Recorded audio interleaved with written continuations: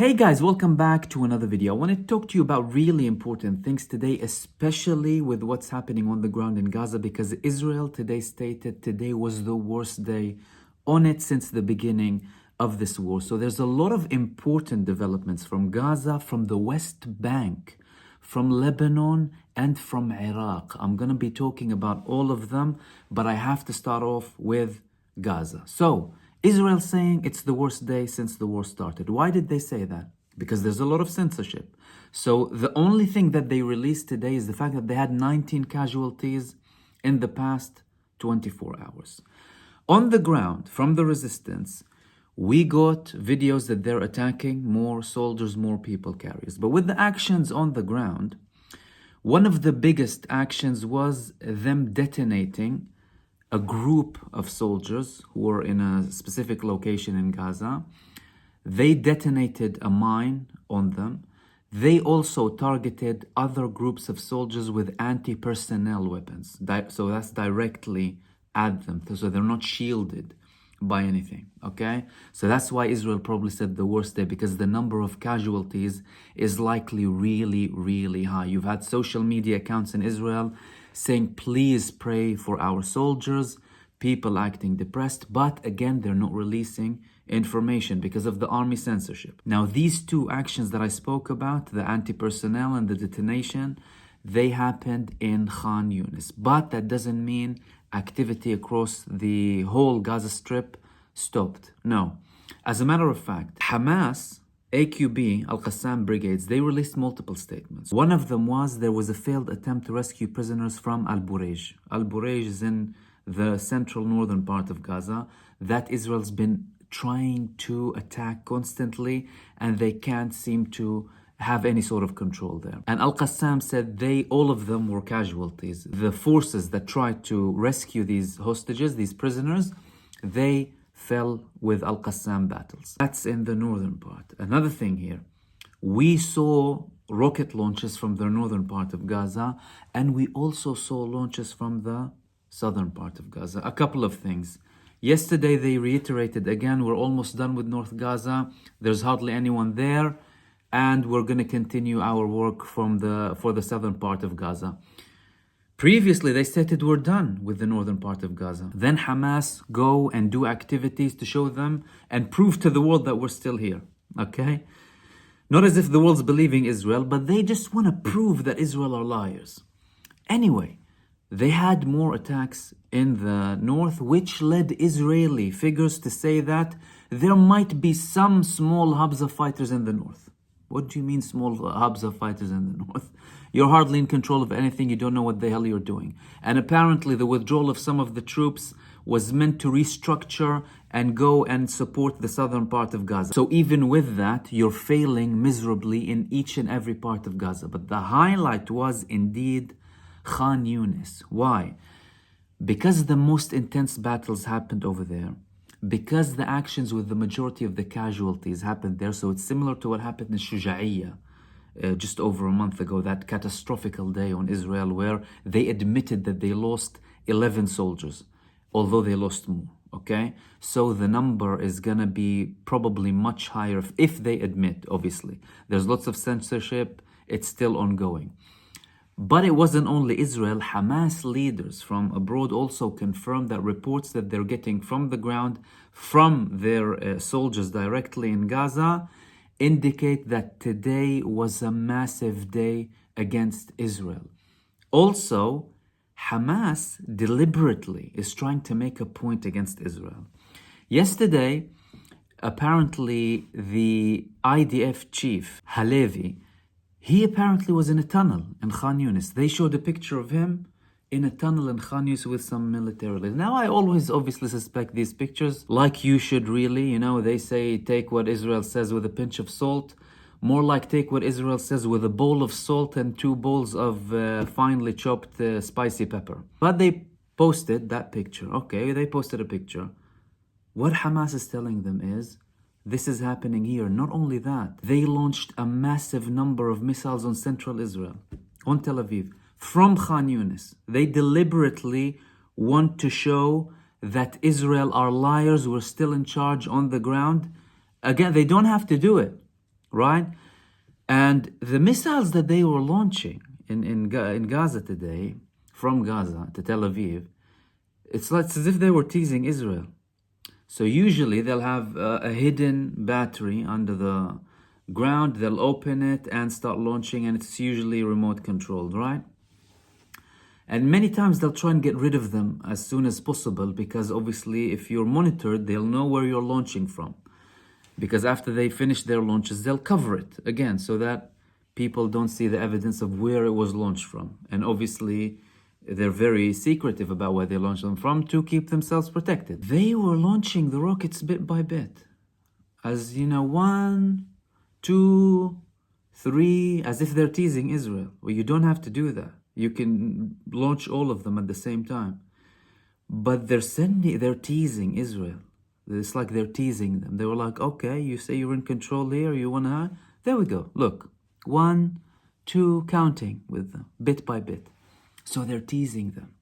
I mean, the messages that they're sending to Israel during the new year, every single time Israel makes a progression. A couple of weeks ago, we had a report of them launching missiles exactly from next to Israeli soldiers in North Gaza.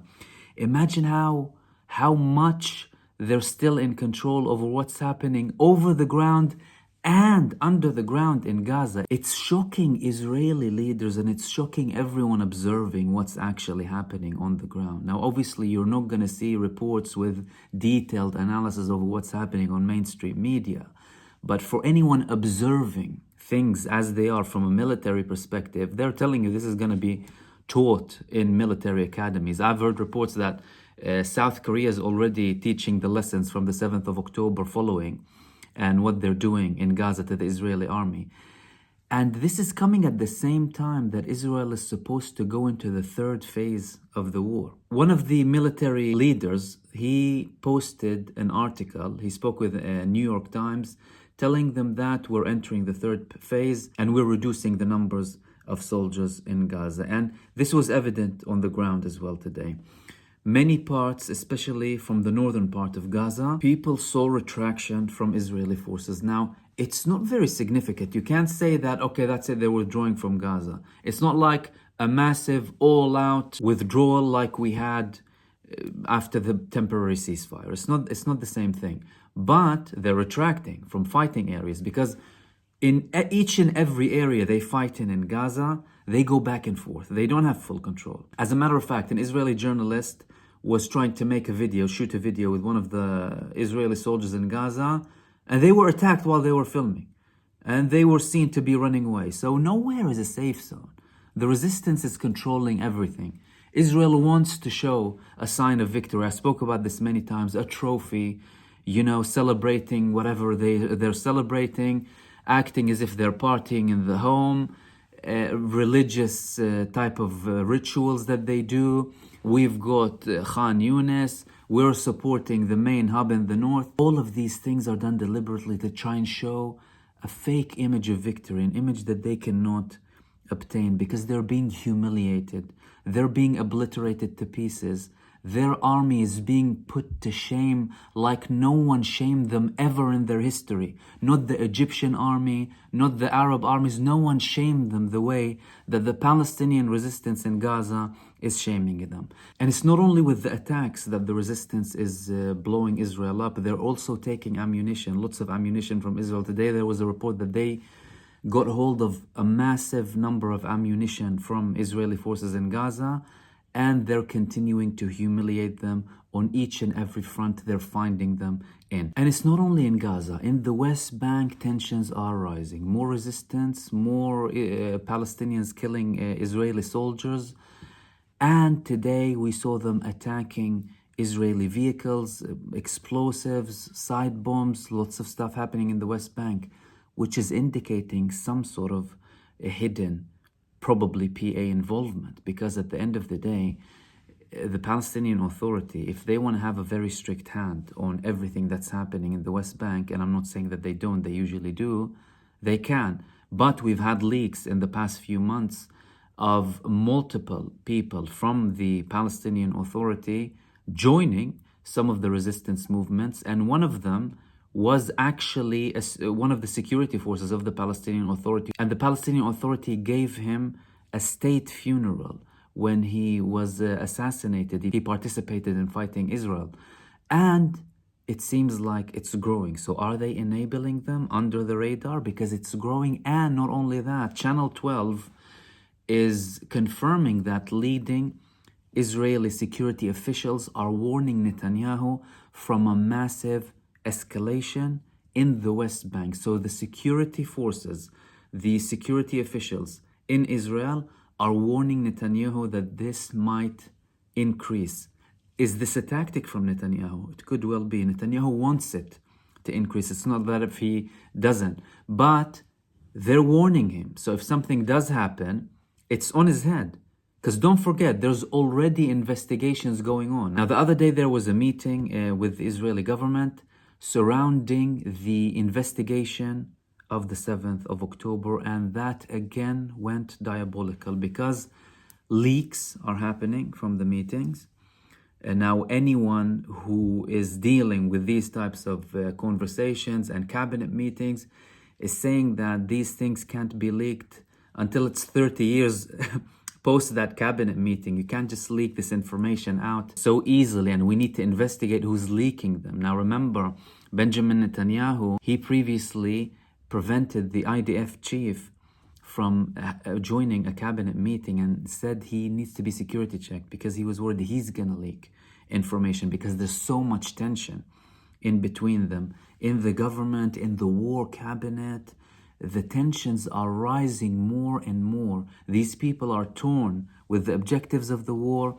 They're torn on the day after in Gaza. They're torn with who accepts responsibility. And don't forget, senior figures in Israeli security services, they took responsibility for what happened on the 7th of October, apart from Benjamin Netanyahu. Of course he didn't. How can he be wrong?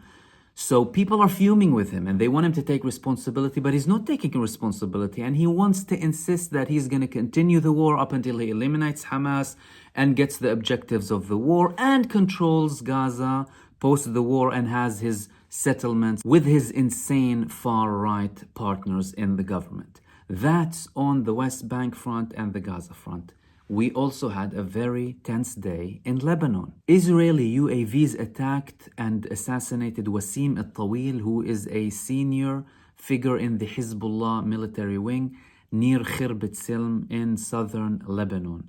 So a UAV attacked his car and it wounded another person, but he was assassinated. We had an intense day where Hezbollah launched many Burkan missiles. These are short-ranged, very heavy and effective missiles. They have warheads between 300 and 500 kilograms, and wherever they land, they cause havoc.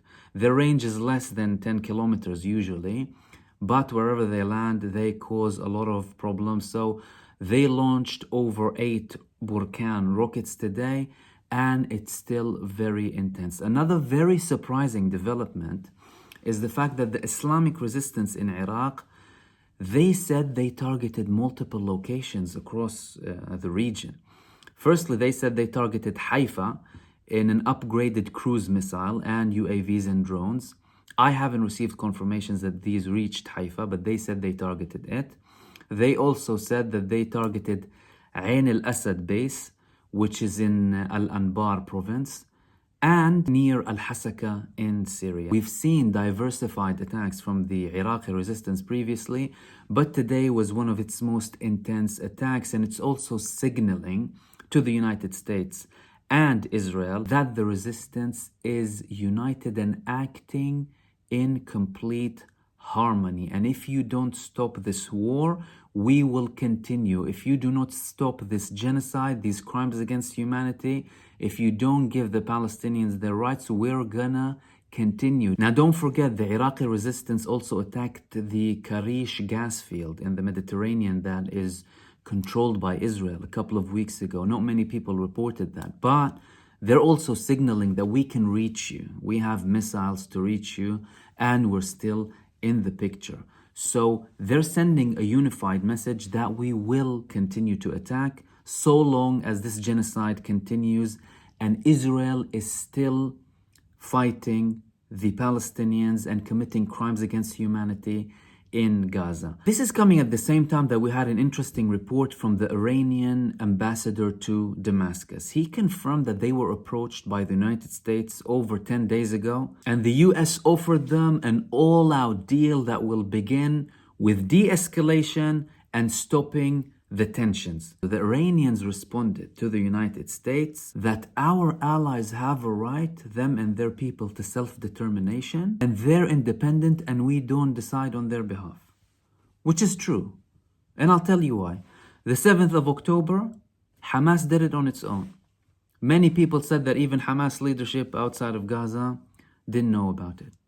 Pure decision made in Gaza. These people have been living in prison for the past 17 years. 75% of them are refugees. They've been suffering everything that you're seeing today, but very slowly on a low heat for the past 75 years. And no one has been asking about them, apart from very few people, okay? They did what they did on the 7th of October. Even Hassan Nasrallah, the Secretary General of Hezbollah, confirmed in his first speech after the 7th of October that this was a very secretive attack. They didn't even tell the resistance movements, nor Iran, nor anyone about it, and we were as surprised as anyone else. But obviously they participated from the day after, albeit in a very limited number, and they said that this was one of the key things that made it successful. So when the Iranians say that their allies have rights to self-determination, we don't decide on their behalf, they're right, they're correct. And don't believe the other stuff that are said. They do have self-determination, especially when it comes to Hamas. And they even stated it themselves, Hamas. They said that the only big country supporting us is Iran. And they never dictated our choices and decisions. So the United States wants to save Israel by asking Iran to supposedly tell its allies, please stop the war, please don't. How about you stop Israel? You have the power to stop them. Why don't you stop Israel? And the last thing I wanted to talk about is the Secretary of Defense in Britain, Grant Shapps. He's sending a threat to the Houthis not to interfere with international trade. Is that the most important thing to do, Mr. Shapps? Or is it more important to stop the genocide that's happening in Gaza? This is yet another one of those moves, traditional establishment position, traditional arrogant British establishment position that's full of colonialism, enslavement, and looking at the world through a supremacist lens. This is exactly it. That's what Grant Shapps is doing. That's what the corrupt criminals are doing in 10 Downing Street, and everyone in this British government supporting genocide in broad daylight. How about you stop your little satanic death cult puppet state from committing genocide against people? How about you look in the mirror and what you've done in the last 100 years and the fact that your country was the main problem, giving something it doesn't own to people who don't deserve it at the expense of the indigenous people? How about you look in the mirror, look at your historical flaws and start correcting them? But no, it's more difficult to look in the mirror, isn't it? So we'll focus on the elite, greedy corporations to make sure our ships sail away while the people are starving in Gaza, while Israel is committing the worst atrocities, while they're committing genocide in broad daylight, and they're talking about genocide, and you're worried about your pathetic little elite corporate greedy ships that are going through the Red Sea? When the Houthis already told you we're only attacking Israeli ones, but you don't want them to dictate which ships are going through, do you? What a shameful, low, inhumane position. What kind of world do we live in? These figures, these senior figures in the government, they're working to protect corporate greedy elites who make blood money at the expense of people. Shame on you, shame on your government, shame on all of your establishment. It's time to wake up and end this apartheid death cult and give the Palestinian people the rights that they deserve right now. And these were the main things that I wanted to talk to you about today. I hope I added some beneficial information for you, and I'll see you soon in the next video. Take care.